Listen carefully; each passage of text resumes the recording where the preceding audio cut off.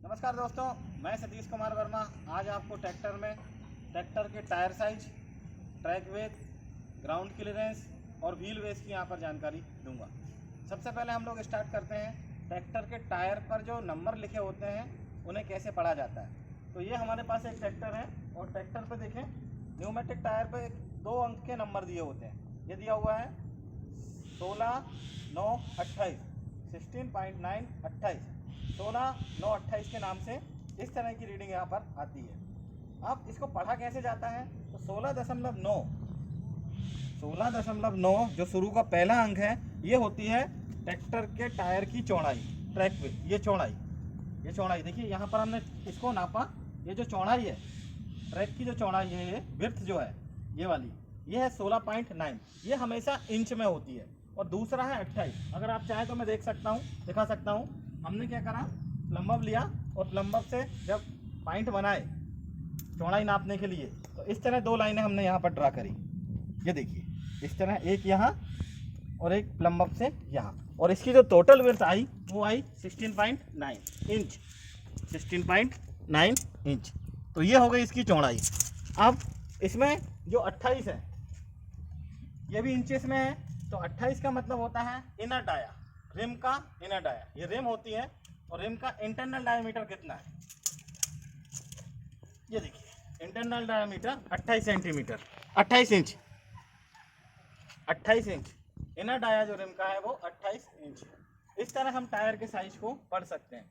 इसी तरह फ्रंट में भी हम लोग देख सकते हैं 9/5 = 24। 9 और 5 जो है वो इसकी चौड़ाई है इंच में, और 24 इसका इंटरनल डाया है डिस्क का। पहला ये हो गया हमारा टायर साइज को पढ़ना। दूसरी आती है व्हील बेस। व्हील बेस का मतलब होता है कि आपके पिछले पहिए के सेंटर, हब का सेंटर, और अगले पहिए का हब का सेंटर, या अगले पहिए का हब का सेंटर और पिछले पहिए का हब का सेंटर, इन दोनों के बीच की दूरी, अगर सेंटर से अगर हम लोग दूरी लें, इसके सेंटर से अगर हम लोग लाइन खींचें और एक दूरी लें पिछले पहिए के हब के सेंटर तक, तो ये कहलाएगा आपका व्हील बेस। व्हील बेस को निकालने के लिए हमने क्या करा, ये देखिए प्लम्बर से पहले चौड़ाई निकाली हमने टायरों की। एक पॉइंट यहाँ पर डाला, दूसरा पॉइंट यहाँ पर डाला, दोनों से हमें चौड़ाई निकली आई टायर की। अगले टायर की चौड़ाई निकाली हमने और पिछले टायर की चौड़ाई निकाली। इस तरह हमने प्लम्बर से चौड़ाई निकाली। फिर उसके बाद इसकी सेंटर लाइन लगे हमने इसका आधा हिस्सा, टोटल लंबाई ली।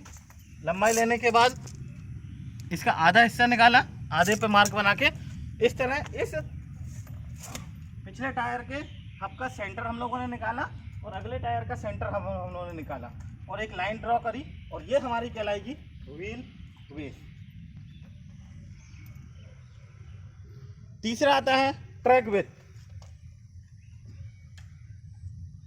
ट्रैक विड्थ का मतलब होता है अगले पहिए का सेंटर और पिछले पहिए का दोनों सेंटर, इनकी दोनों की दूरी कितनी है। अगर ये हमारा टायर है, इसका सेंटर अगर हम लोग लें और इस टायर का हम लोग सेंटर लें, तो दोनों टायर के बीच की दूरी कितनी है, ये आपकी ट्रैक विड्थ कहलाती है। तो यहाँ पर भी हमने इसी तरह ट्रैक विड्थ निकाला। पहले टायर की चौड़ाई निकाली लंबव डाल के,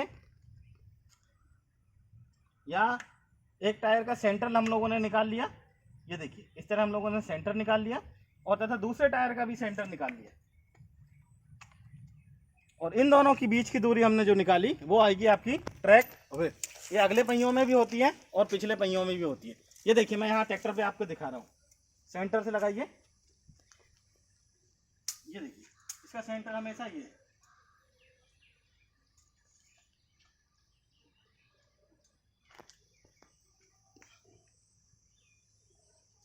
यहाँ भी देखिए नीचे भी हमने इसी तरह निकाला। तो ये हो गई हमारी ट्रैक्टर की टायर की चौड़ाई, ट्रैक विड्थ।